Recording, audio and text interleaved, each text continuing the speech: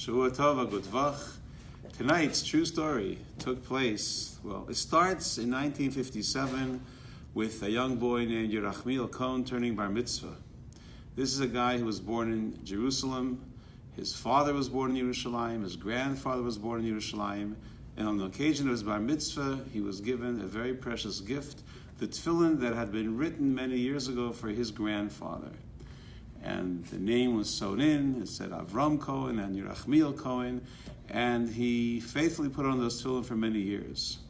Fast forward 26 years, Yerachmiel Cohen, who grew up to be a very wise scholar, worked in Tel Aviv, commuted from Jerusalem, woke up late one morning, and he wasn't able to daven his normal way. He ran to the bus with his talis and tefillin, davened on the bus, and then sat down to prepare for his day of work. Next to him was some Israeli college student who turned to him and said, "I've never put on talis and tefillin before. Could I borrow yours?" And he said, "Sure." And he helped him put on the talis and the tefillin, and this young student closed his eyes as if he was in deep meditation, and Yerachmiel Cohen dozed off. And he remained sleeping till the bus arrived at the parking lot where the driver said, "Hey, Yerachmiel, you missed your stop. Get up and go. I got to finish my day." He woke up and panicked, looked for his talis and his tefillin, and could find nothing on the empty bus. He couldn't believe it. The tefillin of his grandfather, he had been wearing them for 26 years. He thought this innocent guy wanted the chance to put on tefillin, and instead, the guy took off with his tefillin. You can imagine it was not a very wonderful day. He came home, but being the kind of person he was, did not go to the police, spoke to his wife, and ordered a new pair of tefillin for himself. Meanwhile, this Israeli student, who had mentioned he's a medical student, had something in mind. He was going to be the star of the show at a Purim party, and he did show up to his Purim party wearing the tefillin, announcing he had repented, and he was the star of the show. At the end of the Purim party, after all the drinks were finished, one of his friends said, "What are you going to do with the tefillin?" He says, "I have no use for them." He says, "Let me have them. My father's a collector of Judaica." And the tefillin ended up in a certain Professor Tellem's collection. The medical student went on to get his degree, and Yerachmiel returned to his work. So this story took place in 1983, when he lost his tefillin. Let's fast forward almost 20 years. The year 2002, Yerachmiel Cohen marries off a son, kind of laid back at the wedding. People wonder why he's not dancing so much. They thought he's overwhelmed by the joy. The truth is, 2 weeks before the wedding, he was diagnosed with a serious sickness, and he prepared and he wrote a will. But his wife was different, and his wife said, "We have to do everything we can." They discovered there's a doctor in Chicago who can operate on this kind of a growth that's on his brainstem, and they were able to raise 20% of the money that was expected to be needed for the operation. And a week later, after the wedding, off to America, off to Chicago they went. They came to the hospital to discover that the doctor is loaded with patients, and he's not accepting any new patients for another 6 months. And begging to the secretary was useless.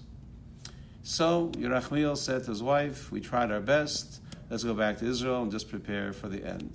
But his wife wasn't ready to do that, and she became a Mossad agent. Basically, she began to spy on the doctor. His name was Dr. Myers, and she discovered his routine, when he comes, when he leaves, when he goes for a round of golf in between operations. And after tracking him down and figuring out exactly what his daily routine is, she and her husband hid themselves in the parking garage of the hospital. And when the doctor came to go to his car to go for his golfing little outing, the wife came out of the shadows and said, "Doctor, my husband's life is at stake. You must do something." And she began to cry. The doctor said, "It's not fair of me to take new patients when I haven't treated all the patients that are already waiting for me." At that point, the wife continued to cry, and the husband, Yerachmiel, also stepped out of the shadows. The doctor took a look at him, and he turned white. And he said, "You're Yerachmiel Cohen, aren't you?" And he said, "Yes." He said, "Well, I had your file on my desk today, and I told my nurse to take it away. I don't want to look at it. But now that I meet you, I've changed my mind.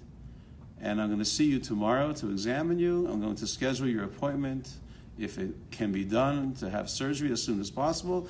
And I'm even going to take only 1/5 of my normal fee. They're standing and looking at him in shock. They can't, I don't know if they even could have asked for such a result.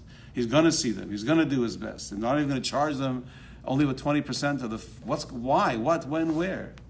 So he says, you think my name is Dr. Myers, but really, I'm an Israeli. My name is Gadi Meir. Do you remember someone borrowing a pair of tefillin from you?